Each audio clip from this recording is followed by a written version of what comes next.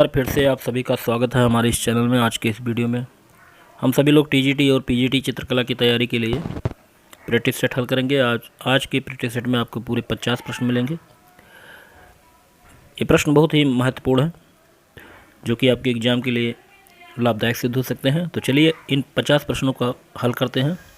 Comment box में बताइएगा कि आपके कितने प्रश्न सही हुए 50 प्रश्नों में। और वीडियो को लाइक नहीं किया तो वीडियो को लाइक कर दीजिए और शेयर कर दीजिए अधिक से अधिक लोगों को। तो सबसे पहले देखते हैं प्रश्न नंबर 25। तो यहाँ से 25 से लेकर 75 तक हम लोग हल करेंगे। प्रश्न है, किस ग्रंथ में चित्रकला को सबसे ऊंचा स्थान दिया गया है? तो आपको बताना है कौन सा ऐसा ग्रंथ है जिसमें चित्रकला को सबसे ऊंचा स्थान दिया गया है। पहला ऑप्शन है महाभारत, दूसरा ऑप्शन है चित्रसूत्र और तीसरा ऑप्शन है चित्रलक्षण और चौथा ऑप्शन है ललित विस्तार। सही जवाब क्या होगा? तो यहाँ पे सही जवाब होगा ऑप्शन बी, चित्रसूत्र। तो चित्रसूत्र में चित्रकला को सबसे ऊंचा स्थान दिया गया है। अगला प्रश्न देखते हैं, प्रश्न नंबर 26। चित्रकला की उत्पत्ति का वर्णन किस वेद में मिलता है? बताइए, चित्रकला की उत्पत्ति का वर्णन किस वेद में मिलता है? ऋग्वेद में मिलता है, पुराण में मिलता है, कि चित्रलक्षण में मिलता है या 12 मासा में मिलता है? तो जितने लोगों ने ऑप्शन ए जवाब दिया है बिल्कुल सही है, ऋग्वेद में। तो चित्रकला की उत्पत्ति का वर्णन जो है वो ऋग्वेद में मिलता है। अगला प्रश्न देखते हैं, प्रश्न नंबर 27। निम्नलिखित में से कौन असंबद्ध है? रेखा, वर्ण, अनुपात या चित्रकार? तो बताइए इन चारों में से कौन अलग है? तो सही जवाब होगा ऑप्शन डी, चित्रकार। चलिए अगला प्रश्न देखते हैं। रस का क्या अर्थ है? बताइए रस का अर्थ क्या होता है? चित्रकारी होता है या कलाकृतियों में प्रदर्शित भाव होता है या दर्शक के मन में आनंद की अनुभूति होती है या इनमें से कोई नहीं? बताइए सही जवाब क्या होगा? तो यहाँ पे सही जवाब होगा ऑप्शन सी, दर्शक के मन में जो आनंद की अनुभूति होती है उसी को रस कहते हैं और रस शब्द का शाब्दिक अर्थ आनंद ही होता है। अगला प्रश्न देखते हैं, प्रश्न नंबर 29। वर्णिका भंग। वर्णिका भंग का तात्पर्य क्या है? ऑप्शन ए, नाना वर्ण कोई सम्मिलित भंगिमा, ऑप्शन बी तुलिका का प्रयोग, ऑप्शन सी संयोजन, ऑप्शन डी अमूर्त। तो बताइए वर्णिका भंग का तात्पर्य क्या है? तो बिल्कुल सही जवाब होगा ऑप्शन ए, नाना वर्णों की सम्मिलित भंगिमा जो होती है वही वर्णिका भंग कहलाती है। अगला प्रश्न है, माइकल एंजेलो ने मानव देह आकृति को कितने भागों में बांटा? माइकल एंजेलो ने मानव की देह आकृतियों को कितने भागों में बांटा है? Option A 7, option B 8, option C 7.5, option D 10। सही जवाब क्या होगा? तो जितने लोगों ने ऑप्शन बी जवाब दिया है बिल्कुल सही है, बिल्कुल करेक्ट है, 8। तो माइकल एंजेलो ने मानव देह आकृतियों को 8 भागों में बांटा है। अगला प्रश्न देखते हैं, संबद्धता का सिद्धांत कहा जाता है। तो बताइए संबद्धता का सिद्धांत किसे कहते हैं? रूप भेद को, प्रमाण को, भाव को या आलेखन को? तो यहाँ पे ऑप्शन बी सही होगा, प्रमाण। प्रमाण जो है उसी को संबद्धता का सिद्धांत कहा जाता है। अगला देखते हैं, भारतीय सौंदर्य शास्त्र के प्रथम दार्शनिक कौन थे? बताइए भारतीय सौंदर्य शास्त्र में प्रथम दार्शनिक किसको माना जाता है? भट्ट, लोलट को, अभिनवगुप्त को, भरतमुनि को या कि आनंदवर्धन को? तो बिल्कुल सही जवाब यहाँ पर होगा ऑप्शन सी, भरतमुनि। इन्होंने रस सिद्धांत का प्रतिपादन किया है और इनकी पुस्तक है नाट्यशास्त्र। तो भारतीय सौंदर्य शास्त्र के प्रथम दार्शनिक भरतमुनि को माना जाता है। अगला देखते हैं, अगला प्रश्न है, रस ध्वनि को श्रेष्ठ माना जाता है। रस ध्वनि को श्रेष्ठ किसने माना है? भरतमुनि ने, आनंदवर्धन ने, भट्ट ने या क्रोचे ने? तो बिल्कुल सही जवाब होगा ऑप्शन बी, आनंदवर्धन। आनंदवर्धन के अनुसार रस ध्वनि को श्रेष्ठ माना जाता है। अगला प्रश्न है, सर्वश्रेष्ठ रस किसको मानते हैं? हास्य, श्रृंगार, शांत या करुण? तो रसों का राजा जो है वो कहलाता है श्रृंगार रस। तो सबसे श्रेष्ठ श्रृंगार रस माना जाएगा। अगला प्रश्न है, अंतराल में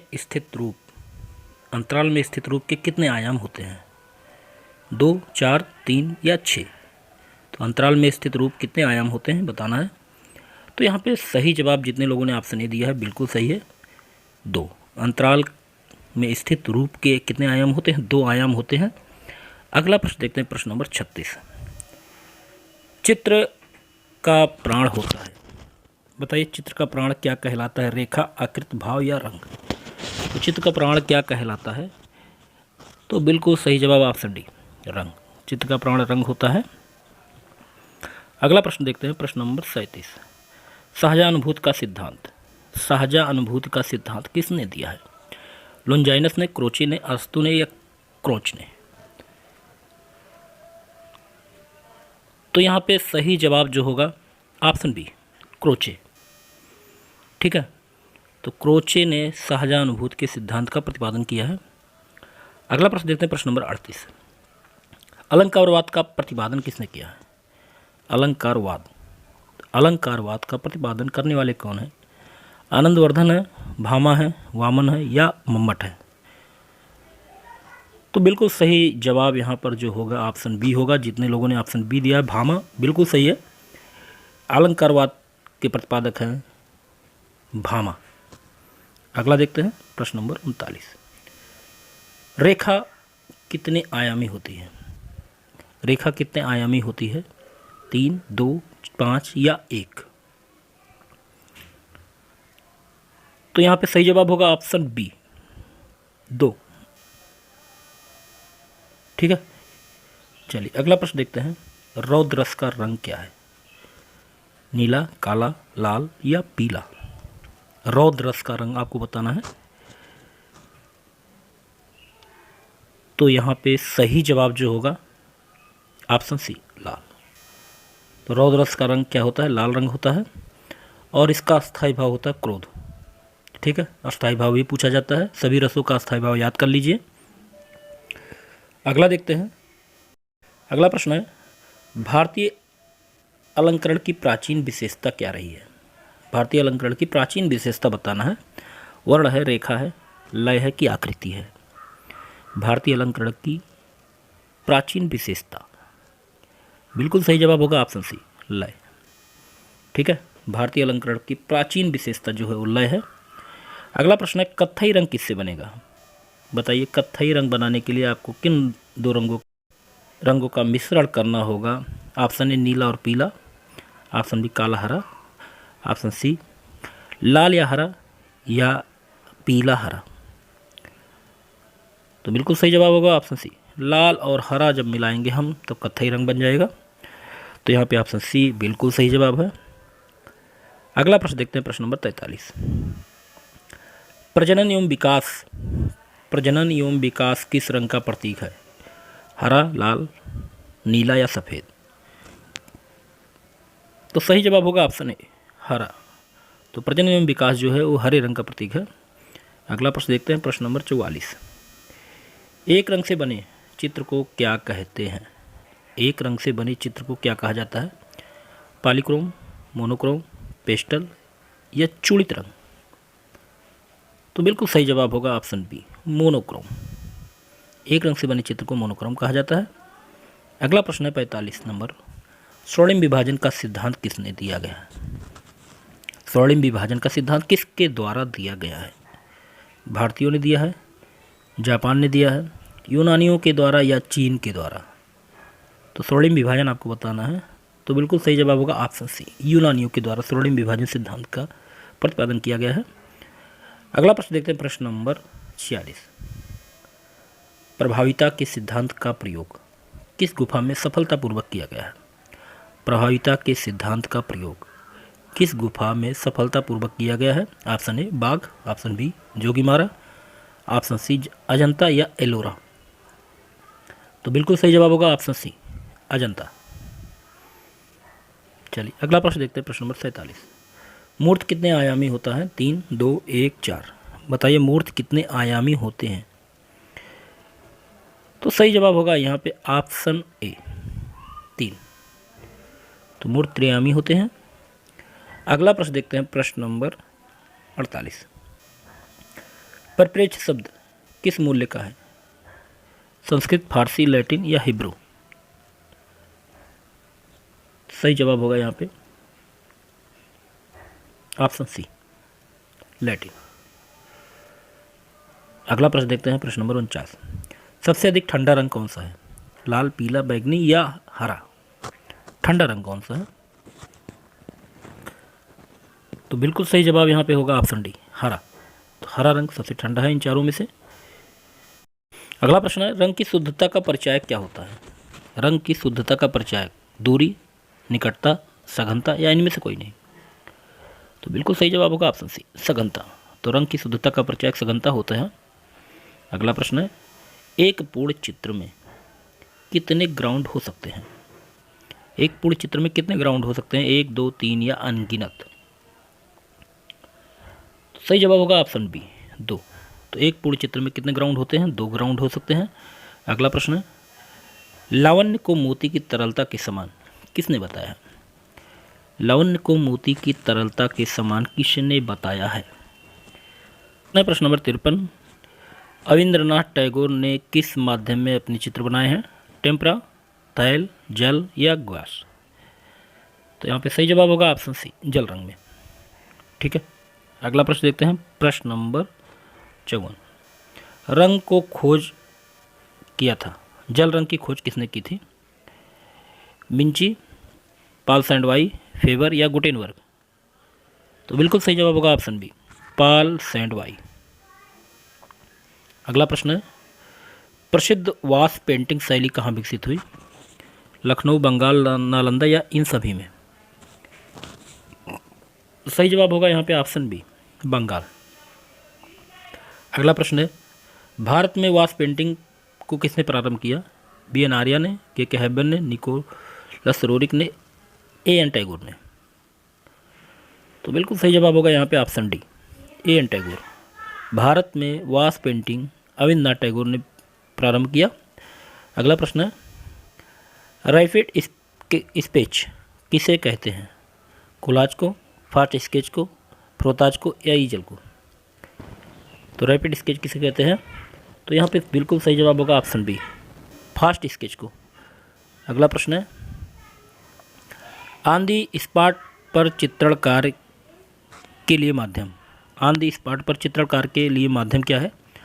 तैल रंग है, जल रंग है, एनेमल है या इनमें से कोई नहीं? तो यहाँ पे सही जवाब होगा ऑप्शन बी, जल रंग। चलिए अगला प्रश्न देखते हैं, प्रश्न नंबर 59। वास तकनीक की रेखाएं भारतीय कला से प्रेरित हैं, लेकिन ये तकनीक कैसी है? इटालियन है, ईरानी है, मंगोलियन है या चीनी जापानी है? तो बिल्कुल सही जवाब होगा ऑप्शन डी, चीनी और जापानी। अगला प्रश्न है, ग्वास रंगों की प्रकृति कैसी होती है? ग्वास रंगों की प्रकृति आपको बताना है, पारदर्शी है, अपारदर्शी है, धूमिल है या परावर्ती है? तो ग्वास रंगों की प्रकृति जो होती है अपारदर्शी होती है, यहाँ ऑप्शन बी सही होगा। अगला प्रश्न है, इनपेस्टो से चित्रणकार,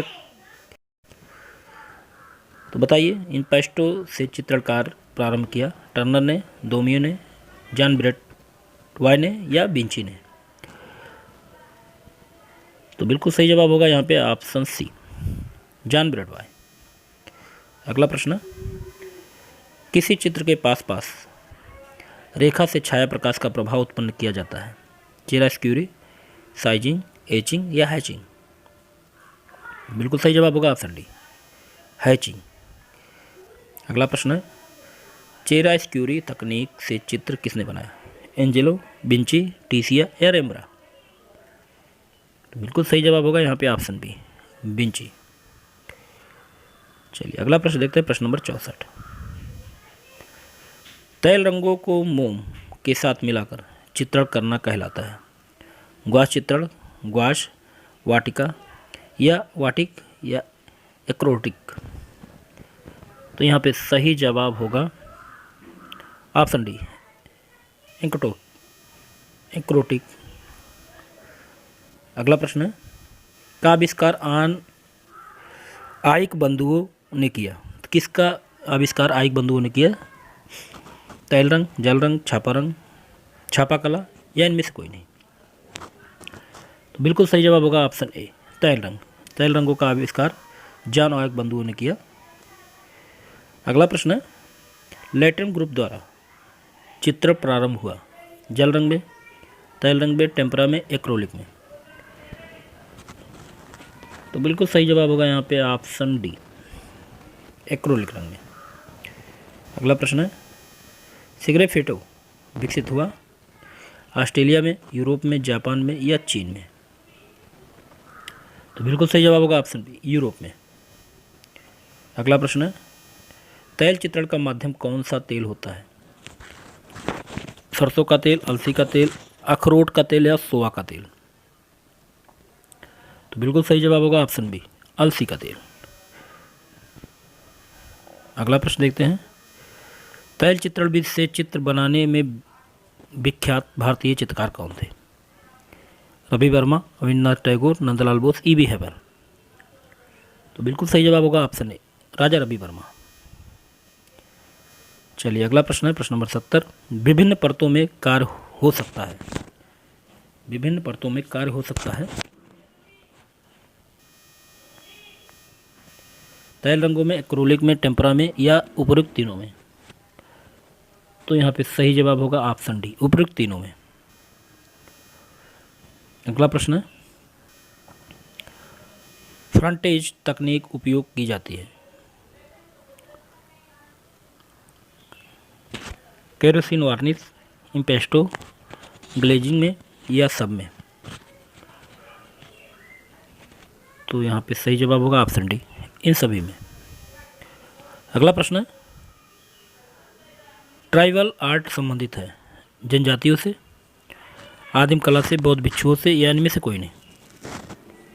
तो बिल्कुल सही जवाब होगा ऑप्शन ए, जनजातियों से। अगला प्रश्न है, कागज की कतरन से बने चित्र को क्या कहते हैं? फ्रोटेज कहते हैं, कोलाज कहते हैं, म्यूरल कहते हैं या वाटिका कहते हैं। तो बिल्कुल सही जवाब होगा ऑप्शन बी, कोलाज। अगला प्रश्न है, वाटिक कला का जन्म कहाँ पर हुआ था? इटली में, भारत में, स्पेन में, इंडोनेशिया में। वाटिक कला का जन्म कहाँ हुआ था? तो बिल्कुल सही जवाब होगा ऑप्शन डी, इंडोनेशिया में। वाटिक कला का जन्म इंडोनेशिया में हुआ था। अगला प्रश्न है, जल रंग में खाली स्थान की ओर चित्रण कार्य किया जाता है, छाया से प्रकाश, प्रकाश से छाया, फ्रेस्को में या तीनों में। तो बिल्कुल सही जवाब होगा ऑप्शन बी, छाया से प्रकाश। तो जल रंग में छाया से प्रकाश की ओर चित्रण कार्य किया जाता है। तो आज का ये वीडियो यहीं पर समाप्त होता है। उम्मीद है आपको ये वीडियो आपको अच्छा लगा होगा और आपने अच्छा किया होगा आज के इस प्रैक्टिस सेट में। अगले वीडियो में ऐसे ही कुछ महत्वपूर्ण प्रश्नों के साथ फिर मिलते हैं। तब तक के लिए जय हिंद, जय भारत, आपका दिन शुभ हो।